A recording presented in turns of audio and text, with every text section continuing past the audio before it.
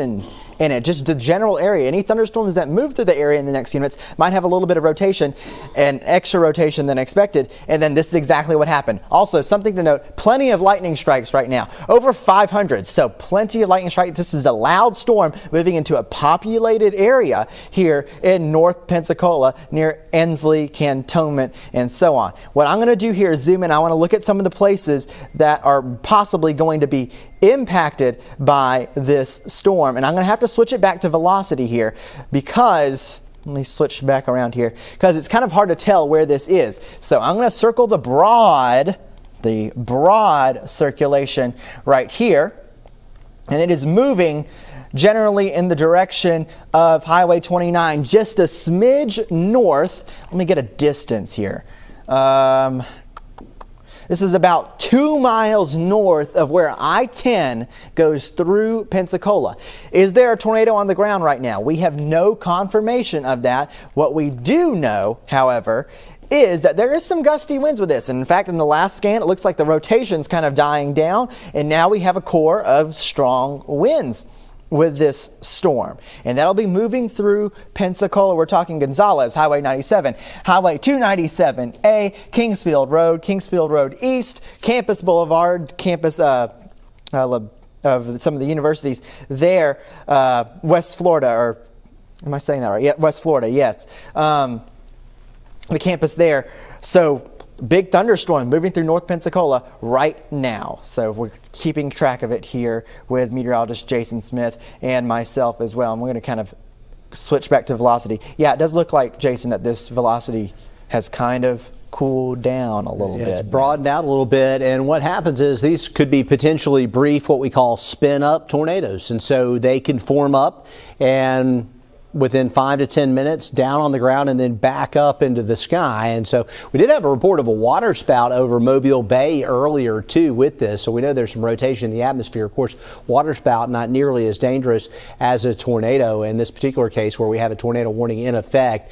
And also looking at the anatomy of it, as we look at it in reflectivity, we're not seeing as strong of a hook signature here either as when the warning was first issued. Now, there could be some hail inside this thing. And looking at it right now, we are looking at the possibility of some small to medium size hail, perhaps marble size hail going on right now on Interstate 10 and north up towards Cantonment. We got Highway 97 in there as well. This is the system that prompted the water spout out over the bay. That's moved off of Mobile Bay now, and it's in a line of showers and thunder showers that are stretching down from Saraland down towards the eastern shore in Daphne. We're looking at storms there near Silver Hill too. This one we'll be watching as it moves to the south. And then much heavier stuff going on right now in Pensacola. And this tornado warning is actually embedded within a severe thunderstorm warning that is going on there. And so it looks like we just got an update.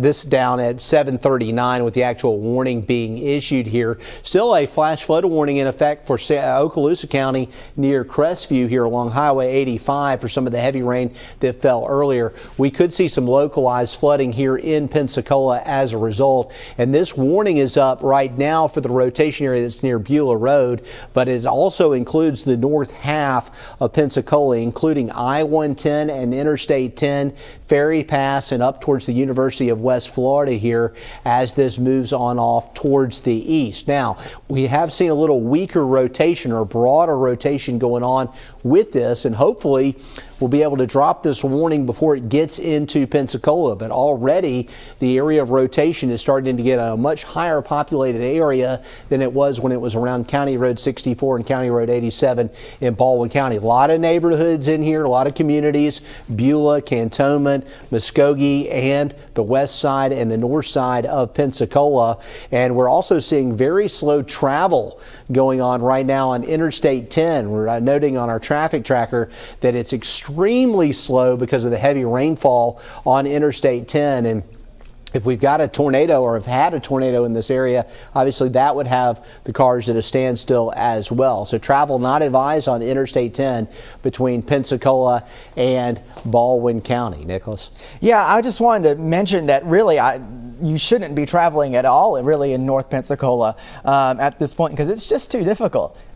forgetting about a tornado for a second, there's just heavy rain and plenty of lightning going on. So if you can avoid travel, at least for the next 30 minutes to 45 minutes until this storm moves on, there is the possibility of possibly seeing some storms behind it. But for right now, you see this big blob of red behind me.